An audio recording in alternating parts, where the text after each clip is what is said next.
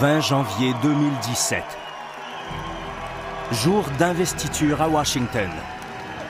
Le 45e président des États-Unis prête serment, Donald J. Trump. Unbelievable! Unbelievable! C'est ce jour que beaucoup pensaient ne jamais vivre. Ce jour à partir duquel les États-Unis changeraient à tout jamais. We're gonna make America great again!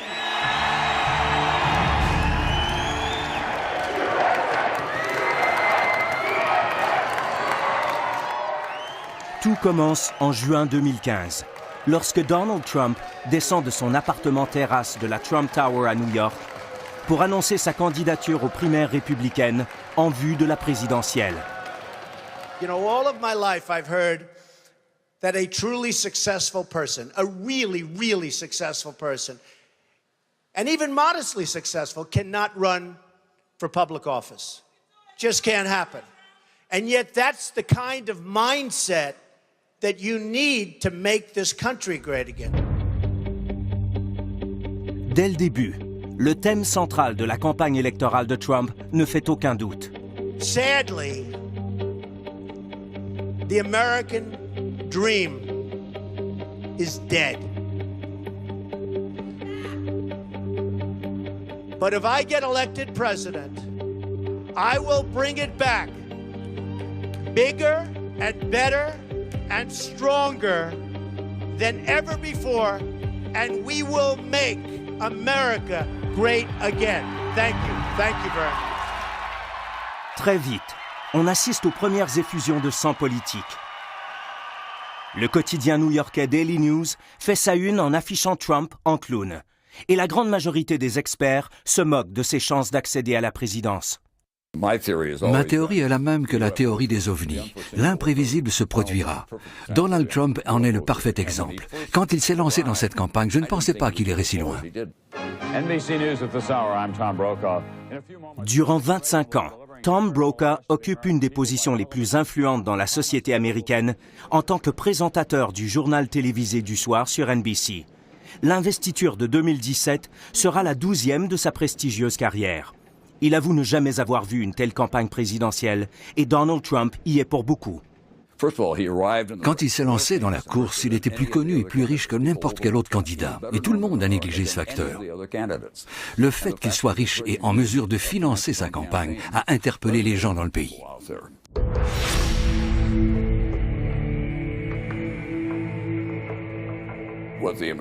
Ce que les Américains veulent vraiment, c'est la sécurité financière. Et ils ont le sentiment de ne plus l'avoir. Cela a provoqué de l'instabilité et suscité de la colère dans le pays. Le pays n'avait jamais connu un tel climat d'instabilité et de colère. Cela joue en faveur des compétences variées et uniques à Donald Trump, selon le chroniqueur politique Matt Taibbi du magazine Rolling Stone. Il n'est pas un homme politique, mais il a ce quelque chose que les autres n'ont pas.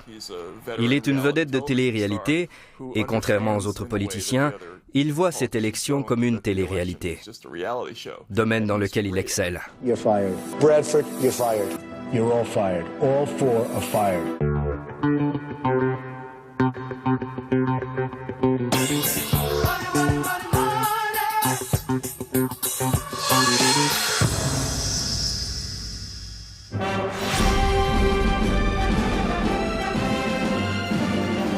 Le succès des 14 saisons de cette télé-réalité lui a permis de gagner un degré de notoriété allant bien au-delà de son nom.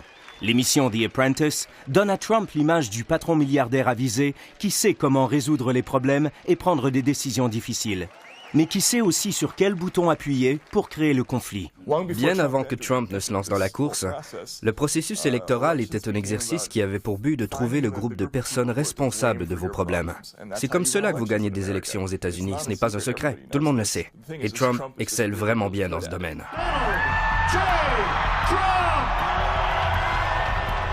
Et si Donald Trump a un talent pour le jeu des reproches, ses partisans sont prêts à le croire. Car ils ont le sentiment qu'on leur a volé leur part du rêve américain. They just love what we're doing. We're going to take the country back. We're going to make it great again. Et Trump attaque les groupes sur lesquels un grand nombre de ses partisans ont déjà un avis défavorable. En blâmant le terrorisme, il a dans sa mire les 1,6 milliard de musulmans dans le monde. Donald J. Trump is calling for a total and complete shutdown of Muslims entering the United States until our country's representatives can figure out what the hell is going on. Il y a deux nouvelles histoires sur nous. Ce n'est la faute de personne, mais elles existent. Il y a la mauvaise histoire où nous sommes décrits comme des militants armés terroristes, et il y a la version positive qui nous décrit comme de présumés militants armés terroristes. Dino Bedala est un écrivain, animateur et humoriste de New York. Il est aussi un musulman né aux États-Unis. Pour lui, Trump est un homme d'affaires rusé qui connaît bien son marché. Dans la vie de nombreux Américains, les choses ne se sont pas passées comme ils le voulaient. La différence, c'est que la plupart des gens ne tiennent pas les Mexicains ou les musulmans responsables de leurs problèmes. Selon Obedala, les musulmans américains sont inquiets et craignent que l'appel de Trump à l'interdiction d'entrer dans le pays ne soit qu'un début. C'est préoccupant. On sent une peur palpable, la peur que tout ça ne s'arrête pas là. There is a great hatred toward Americans by large segments of the Muslim population. Il a besoin de donner de la viande rouge à ses partisans, par exemple une carte d'identité spéciale pour les musulmans avec un registre spécial. Pourquoi pas des camps d'internement? These are people only believe in jihad. They have no respect for human life.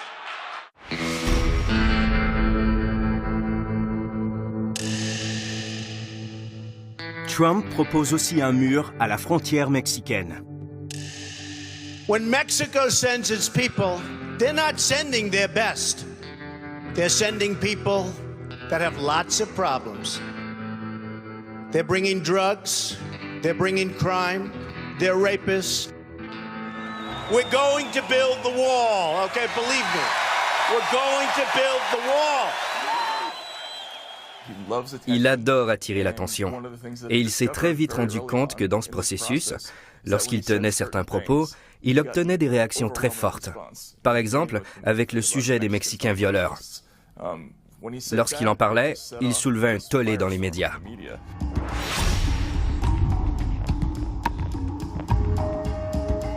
Ce message passe bien dans les campagnes américaines. Joe Arpaio, qui est shérif en Arizona, est connu pour ses méthodes musclées avec les immigrants illégaux. Il a donné son appui à la candidature de Trump à la présidence et à son mur. Quand on parle de frontières, l'immigration illégale n'est pas l'unique problème. Le mur qu'il veut ériger aura aussi un impact sur la contrebande de stupéfiants dans notre pays. Pour le moment, cette stratégie de campagne menée par Trump atteint ses cibles. Il est clair que la question raciale a toujours été latente dans la politique américaine depuis maintenant 50 ans. Il y a toujours eu un accord tacite dans le monde politique à Washington de ne jamais parler ouvertement de questions raciales. Ça se fait toujours par procuration. Et tout à coup, il y a tous ces gens qui le suivent, des gens qui, par le passé, communiquaient secrètement via des organisations d'extrême droite du genre KKK. Mais aujourd'hui, ils le font un peu plus ouvertement.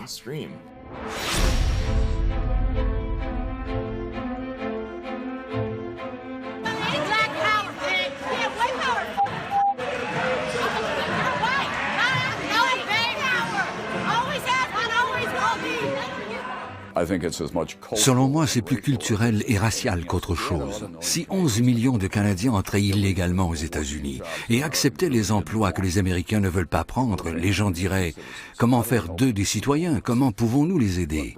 Mais il faut être honnête, les personnes au teint basané qui parlent espagnol ne correspondent pas à l'idée que se font un grand nombre d'Américains de l'avenir de leur pays.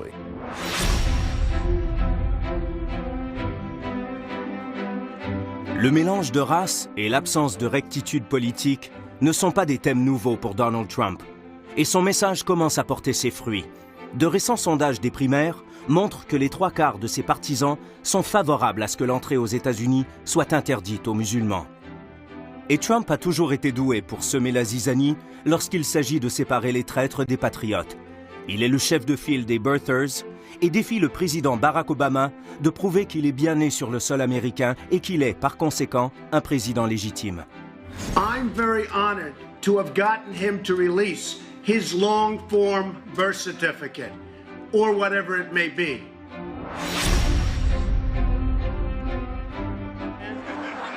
La situation atteint un point critique en mai 2011, lors du dîner des correspondants de presse de la Maison-Blanche.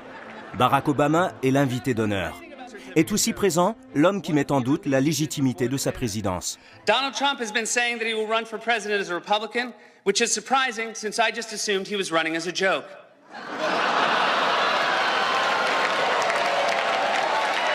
Mais ce qui va suivre fera encore moins rire le Donald. Donald Trump is here tonight.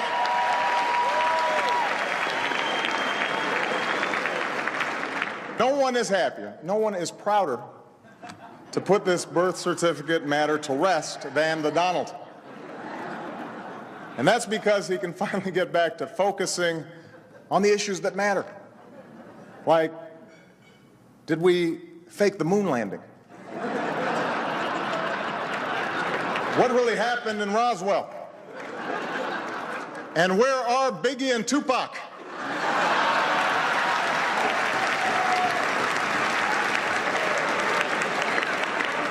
Le président ne l'a pas raté. Je crois qu'il était furieux.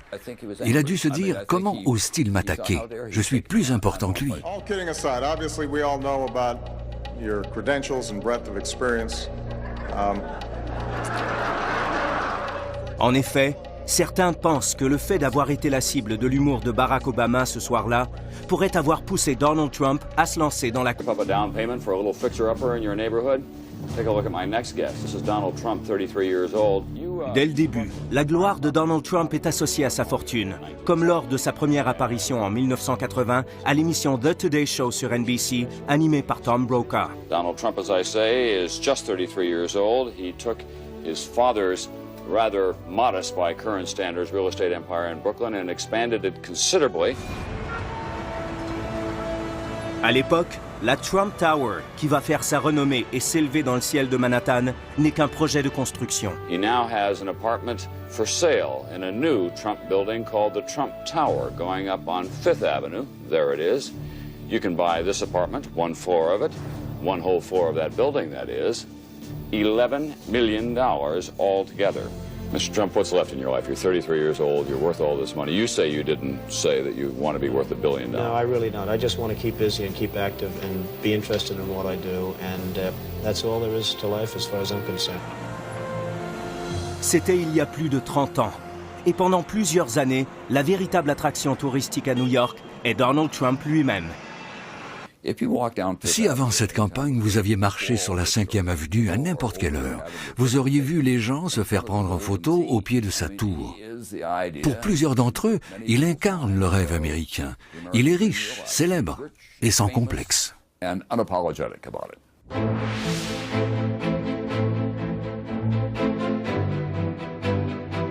Il crie haut et fort avoir bâti sa propre fortune, mais il est né avec une cuillère en argent dans la bouche et c'est ce qui lui permet de se lancer. Fred, son père, s'est construit une fortune de 200 millions de dollars en bâtissant des maisons dans des quartiers à l'extérieur de New York. Lorsque son fils se lance dans les affaires, Fred est là pour l'aider. Il lui a fourni des garanties de financement et l'a présenté à ses propres banquiers pour qu'il obtienne un emprunt de 35 millions de dollars, ce qui lui a permis de se lancer dans les affaires. Fred a dû fournir une garantie pour les prêts. Wayne Barrett, un journaliste d'enquête de New York, écrit un premier article de fond sur le jeune et nouveau magnat de l'immobilier à Manhattan, puis une biographie non autorisée en 1992. À cette époque, Trump est au bord de la faillite. Il menace de poursuivre Barrett en justice et le fait arrêter dans un de ses casinos.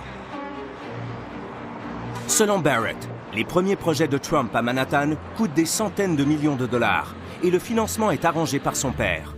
Peu de temps après, le fils devient une marque de commerce.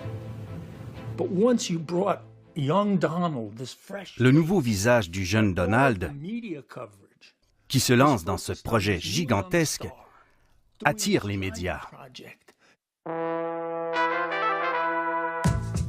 Mais il existe toujours des controverses. Selon Barrett, à ses débuts à New York, Trump a déjà des liens avec des membres connus du crime et il en a aussi lorsqu'il fait construire ses casinos à Atlantic City. Oui, partout où Donald allait, il avait toujours des amis et des alliés dans la mafia. Un autre événement au début de la carrière de Trump le poursuit encore. Alors qu'il gère les locations des logements de son père, le ministère de la Justice fédérale les accuse de refuser des locataires, plus particulièrement les Noirs. Les Trump vont finalement signer un accord s'engageant à ne pratiquer aucune forme de discrimination. Mais la réputation de Donald Trump quant à ses préjugés raciaux le suit depuis cette époque, même lors de ce bien cuit télévisé.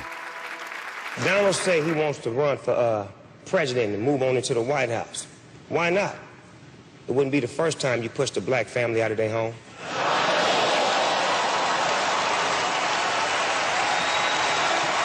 Amazing! Amazing! Mais le sujet ne fait plus rire et Trump continue de faire l'objet d'accusations de racisme.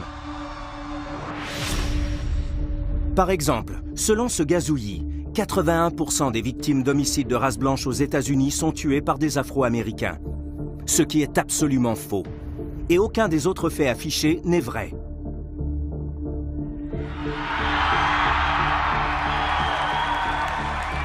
Lors des réunions de Trump, la tension raciale est palpable jusqu'à ce qu'elle déborde. En fait, chaque rassemblement commence avec un message inquiétant destiné au public. Avant l'événement, l'annonceur dit au public « Si quelqu'un se lève et commence à semer le trouble, s'il y a un manifestant au milieu de la foule, s'il vous plaît, ne le touchez pas, ne lui faites pas de mal. » Ils expliquent qu'il faut l'encercler, scander « Trump, Trump, Trump » et attendre que les gens de sécurité évacuent la personne.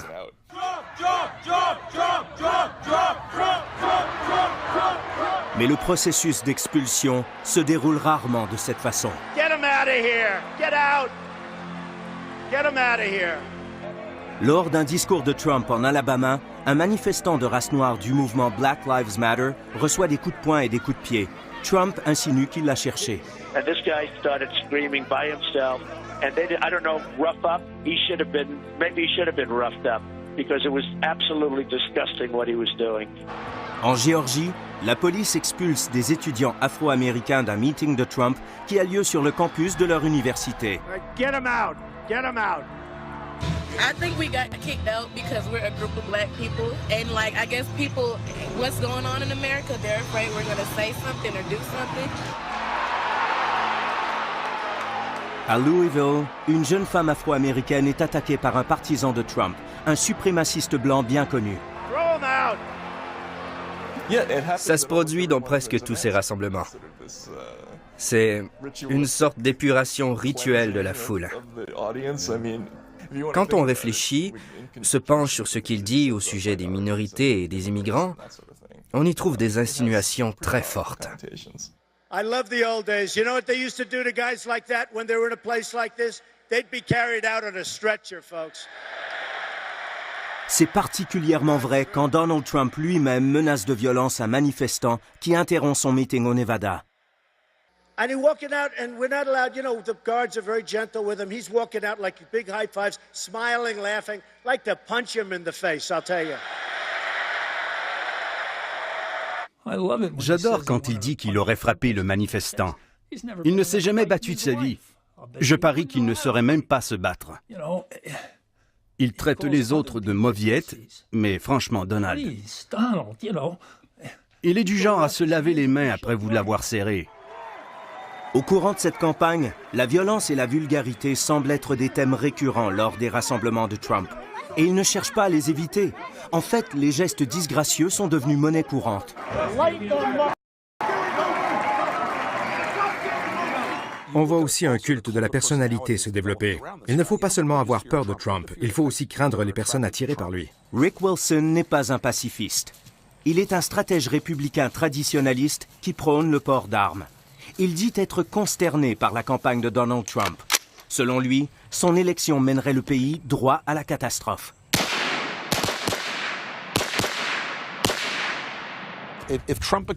Si Trump devient le candidat républicain et que par malheur, il est élu président, Ses partisans vont s'attendre à des mesures concrètes de sa part. On a pu constater le côté brut et avoir un avant-goût de l'Amérique de Trump lors de ses réunions avec ses « sortez-les » et ses « j'ai envie de lui mettre mon poing sur la gueule ».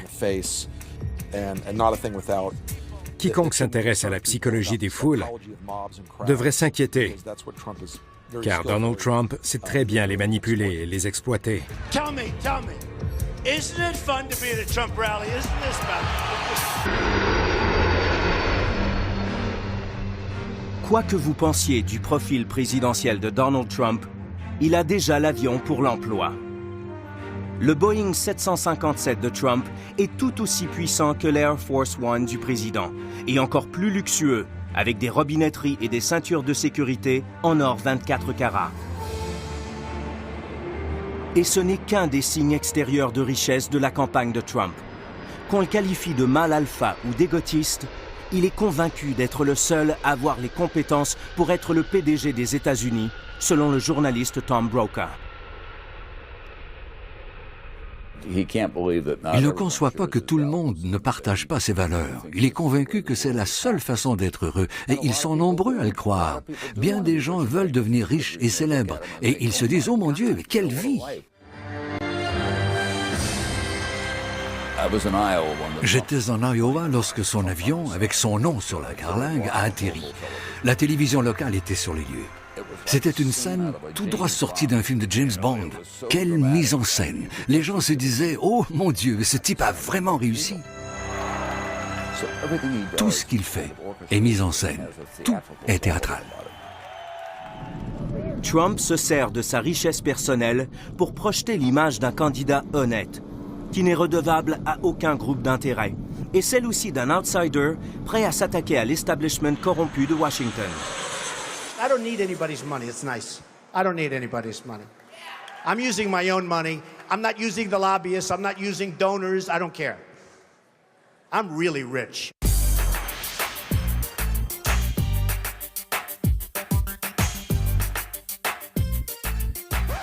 C'est le rôle que Donald Trump joue à la fois à l'écran et en coulisses, selon l'écrivain Matt Taibbi. Il a créé ce personnage de télé-réalité. L'homme fort, le sauveur venu au secours de l'Amérique profonde. Il se définit comme un lanceur d'alerte. Il dit être là pour protéger tout le monde. Il dit savoir comment le système fonctionne parce qu'il en a fait partie. Je sais combien ce milieu est pourri, alors faites-moi confiance.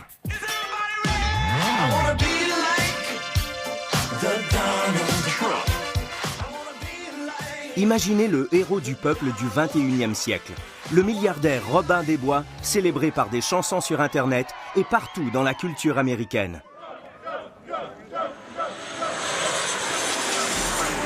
And the next President of the United States, Mr. Donald J.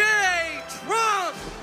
Les partisans de Trump veulent et s'attendent à voir le président autoritaire et anti-establishment qu'il a promis d'être, selon Brooke Gladstone de la radio publique américaine. Un papa qui peut résoudre tous les problèmes. C'est comme ça qu'ils perçoivent Donald Trump. Wow, thank you. So fantastic. Well, you know, I love Ohio. I have a long history with Ohio. Mais un homme fort a besoin d'un ennemi, de quelqu'un ou de quelque chose à combattre, ou mieux encore, à détruire. You ready for a commander-in-chief who will let our warriors do their job and go kick ISIS ass? I would bomb the shit out of him.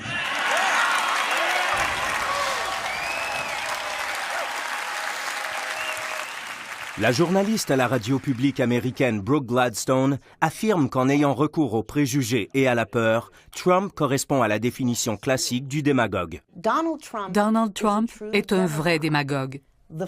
Les faits ne comptent pas.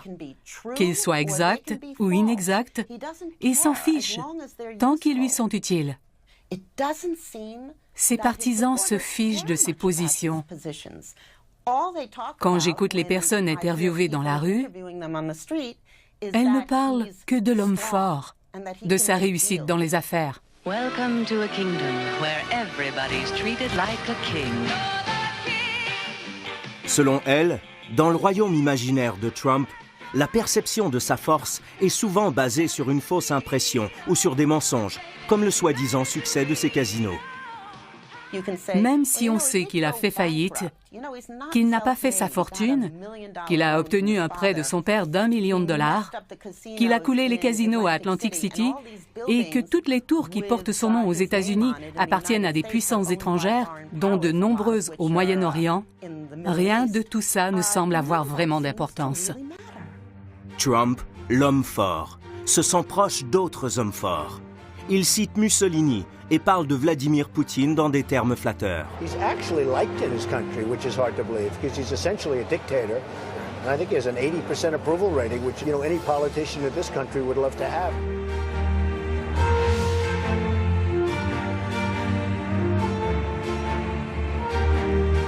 Now we're talking about waterboarding. Les hommes forts tiennent aussi des discours fermes. Questionné sur la légalité de la torture des suspects terroristes et celle de tuer leur famille, voici ce que Trump a à dire sur les généraux qui auraient à répondre à ses ordres s'il devenait commandant en chef. I'm a leader. I've always been a leader. I've never had any problem leading people. If I say do it, they're going to do it.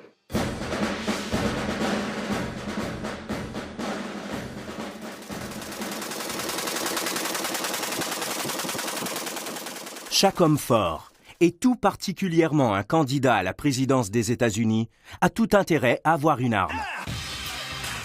Sinon, comment peut-on expliquer que l'adversaire républicain de Trump, le sénateur Ted Cruz, un homme qui vise le poste le plus puissant du monde, fasse ce genre de choses? Envelopper du bacon autour du canon d'un fusil AR-15 semi-automatique et tirer une centaine de coups jusqu'à ce qu'il soit cuit comme il l'aime, c'est-à-dire croustillant.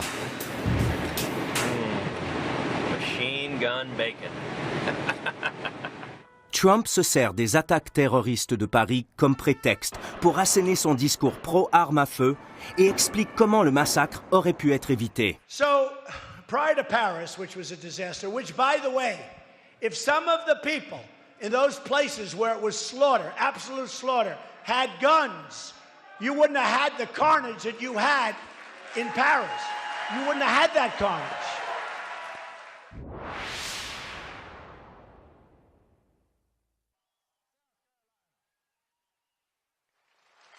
Bibles and guns brought us here. Aux États-Unis, de nos jours, il existe un article de foi selon lequel la force vient de l'intérieur. Chaque candidat à la présidence doit donc être un homme ou une femme de Dieu. I brought my Bible. La foi est aussi pour Donald Trump une condition préalable pour faire campagne. You know, it's First Presbyterian Church, Jamaica, and this was written by my mother. With my name, it's a long time ago. Le journaliste d'enquête et biographe de Trump, Wayne Barrett. Parmi toutes vos recherches au cours de ces nombreuses années, avez-vous constaté que la foi chrétienne était très présente dans sa vie? C'est une totale imposture. Une véritable imposture. Vous remettez en question sa foi? Un jour, lors d'une entrevue, je l'ai entendu dire « Je vais à l'église à Pâques et à Noël ». Puis il s'est gratté la tête et a dit « Oh, et puis les dimanches. J'y vais parfois le dimanche. » Non, mais franchement.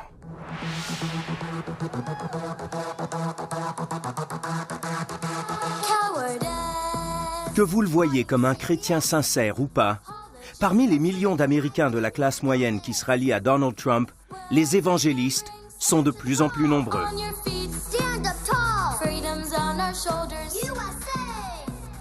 We won with highly educated. We won with poorly educated. I love the poorly educated. Il a dit l'autre soir aimer les moins éduqués. Mais dans la réalité, avant cette année, il n'avait probablement jamais discuté de sa vie avec le genre de personnes qui viennent à ses rassemblements. Il ne fréquente que des top modèles, des vedettes de sport, des hommes politiques et d'autres milliardaires. C'est ça son entourage. They say, I have the most loyal people. Did you ever see that? I could stand in the middle of Fifth Avenue and shoot somebody and I wouldn't lose any voters, okay? It's like incredible. En effet, le nombre de partisans de Trump s'est étendu au-delà de sa base, qui au départ n'était constituée que d'hommes blancs en colère qui se sentaient laissés pour compte par les élites américaines. Nous avons en quelque sorte atteint le plafond du rêve américain. Ces personnes sont malheureuses et déçues, avec raison, de la façon dont les États-Unis sont gouvernés. Notre Congrès n'a jamais été aussi boiteux, aussi bien chez les démocrates que chez les républicains. Ils ne veulent même pas qu'on les voit se dire bonjour. Selon Brokaw, la colère est vive aux États-Unis. Il règne un sentiment de trahison de la part du gouvernement, particulièrement à Washington, et Donald Trump y puise la haine. Ce que les Américains veulent le plus, c'est une sécurité financière. Et ils n'ont plus le sentiment d'en avoir. C'est un gros problème auquel personne ne veut s'attaquer pour tenter de changer la situation.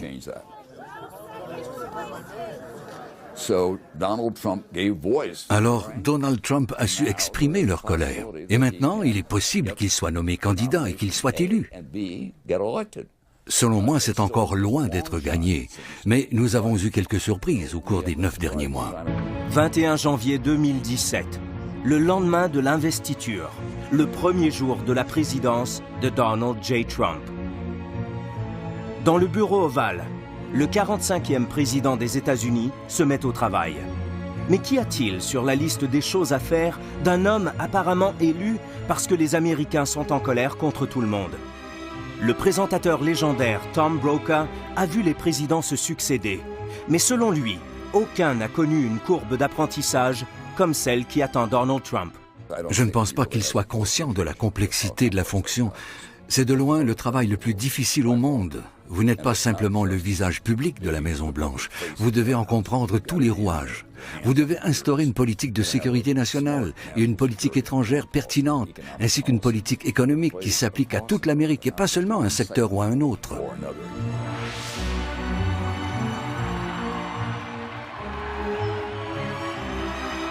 Ce degré de difficulté sera amplifié par les attentes des partisans de Trump qui l'auront élu à la Maison-Blanche. S'il joue la carte raciale, ils compteront sur lui pour mettre en place des mesures concrètes.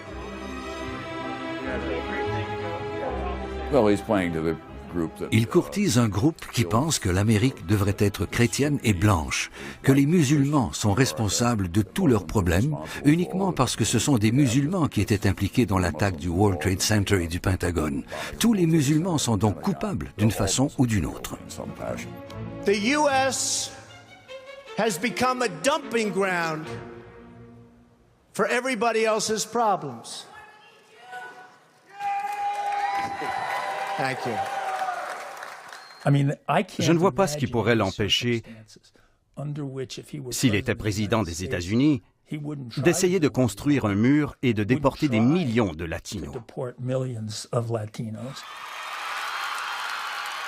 Le journaliste d'enquête et auteur Wayne Barrett prédit qu'en tant que président, Trump ferait tout pour tenir ses promesses. Le mur, l'interdiction aux musulmans d'entrer sur le territoire, les déportations. Ce serait immonde. Vous imaginez les déportations massives dans ce pays? Mais je crois qu'il essaierait de le faire.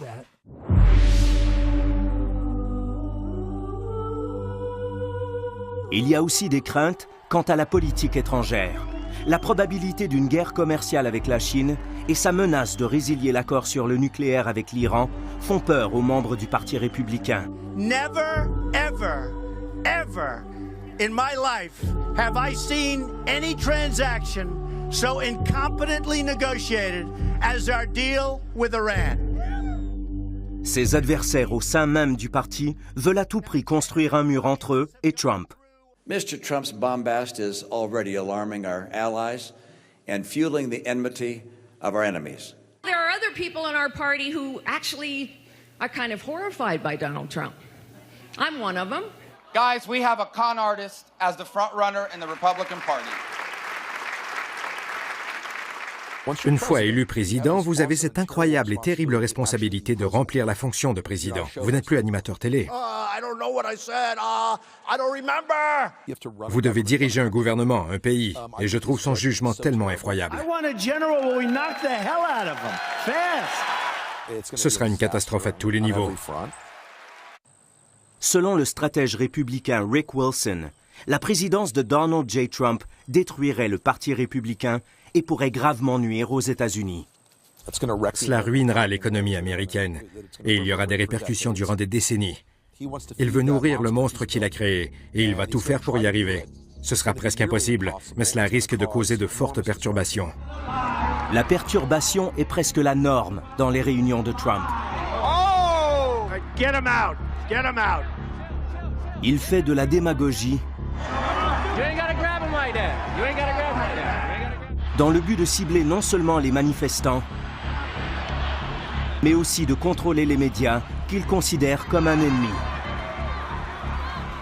Ils sont fouettés verbalement par Trump sous les acclamations de son public. By the way, I hate some of these people, but I'd never kill them. I hate them.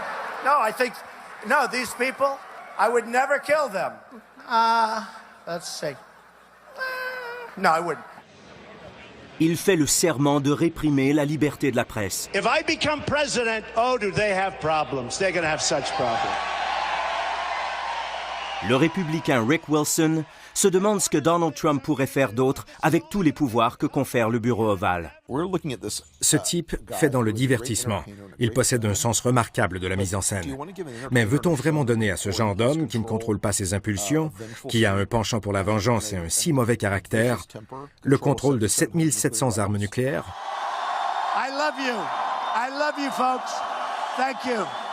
Depuis qu'il s'est porté candidat à la présidence, plusieurs ont cru que Trump rencontrerait un point critique, qu'un adversaire le ferait tomber ou qu'il s'enfargerait en cours de route.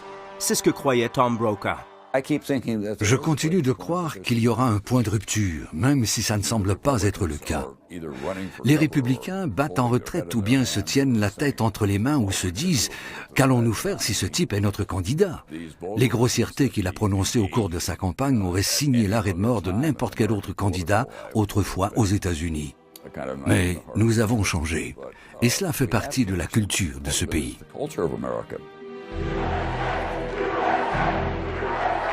C'est la raison pour laquelle c'est un des épisodes les plus extraordinaires de la politique américaine. La femme qui espère entrer dans l'histoire à la Maison-Blanche doit se préparer à un combat impitoyable. People ask me all the time, well, who do I want to run against? That's not for me to decide. But given what they've all said, I will take any one of them. Un milliardaire qui se fait passer pour le défenseur des moins nantis. Son propre parti qui se bat contre son candidat présumé. La vulgarité et les demi-tés. Et un discours novateur. Le rejet de tout le blâme sur l'establishment. Il s'agit soit d'une stratégie politique brillante, soit d'une tempête politique parfaite. Ce qu'il a fait est brillant à différents points de vue. Il a manipulé tout le système politique et médiatique. C'est une arnaque bien pensée. Les personnes qui ont tout perdu ne le réalisent que trop tard. C'est ce qui se passera avec Trump. Les gens ne s'en rendront pas compte tant qu'il ne sera pas installé à la Maison-Blanche.